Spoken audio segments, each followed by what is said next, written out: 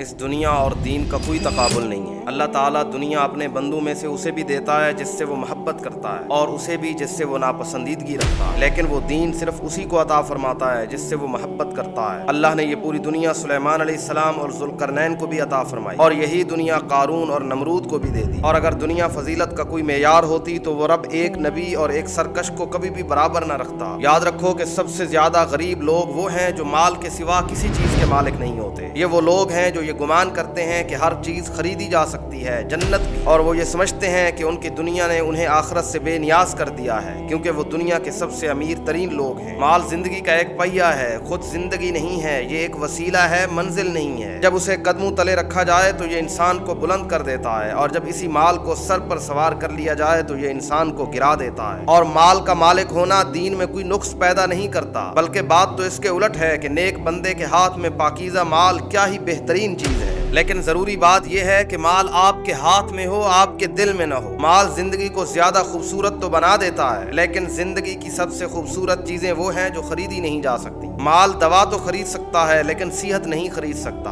وہ بستر خرید سکتا ہے لیکن نیند نہیں خرید سکتا۔ وہ شاعری کا دیوان تو خرید سکتا ہے لیکن محبت نہیں خرید سکتا۔ مال رقاصہ تو خرید سکتا ہے لیکن محبوبہ نہیں خرید سکتا۔ وہ لطیفوں کی کتاب تو خرید سکتا ہے لیکن دل سے نکلنے والی ہنسی کو مال نہیں خرید سکتا۔ یہ مال لائبریری تو خرید سکتا ہے لیکن شعور نہیں خرید سکتا۔ یہ مال گاڑی خرید سکتا ہے لیکن قدم نہیں خرید سکتا۔ یہ اینک خرید سکتا ہے لیکن آنکھیں نہیں خرید سکتا۔ یہ مال چاپلوسی کو خرید سکتا ہے لیکن دوست نہیں خرید سکتا۔ غریب ہو یا امیر، ان میں سے کوئی بھی اپنے پیٹ کی وسعت سے زیادہ نہیں کھاتا، اور نہ ہی وہ ایک وقت میں ایک سے زیادہ لباس پہنتا ہے، خواہ برانڈ مختلف ہی کیوں نہ ہو، اور نہ ہی وہ ایک وقت میں ایک سے زیادہ جوتے پہنتا ہے، خواہ اس کی کوالٹی الگ ہی کیوں نہ ہو۔ مال کو اس لیے جمع کریں تاکہ وہ آپ کی خدمت کرے، نہ کہ اس لیے کہ آپ اس مال کی خدمت میں لگ کے اس کے غلام بن جائیں۔ مال کو ایک خادم بنا کے رکھیں، آقا نہ بنائیں، اسے اپنے تابع رکھیں، اپنا معبود نہ بنائیں۔ پھر مال کو اپنی زندگی کے مطابق چلائیں، نہ کہ اسی مال کو اپنی زندگی بنا لیں۔ اور ہمیشہ یہ یاد رکھیں کہ آپ کے پاس ایسی بہت سی چیزیں موجود ہیں جو کبھی خریدی نہیں جا سکتی۔ تو مال کو سب کچھ مت سمجھو، اگر تمہارے ہاتھ میں مال ہے تو یہ اللہ کی ایک خوبصورت نعمت ہے۔ قرآن مال کے لیے خیر کا لفظ استعمال کرتا ہے۔ مال بری چیز نہیں ہے جب تک کہ حلال ہو اور آپ کی آخرت سنوار رہو۔ مال برا تب ہے جب آپ کے دل میں گھس جائے اور آپ کو متکبر بنانے لگے، اور آپ کو یہ احساس دلانے لگے کہ آپ جنت بھی اسی مال سے خرید سکتے ہیں، آپ کو کسی اور چیز کی ضرورت نہیں۔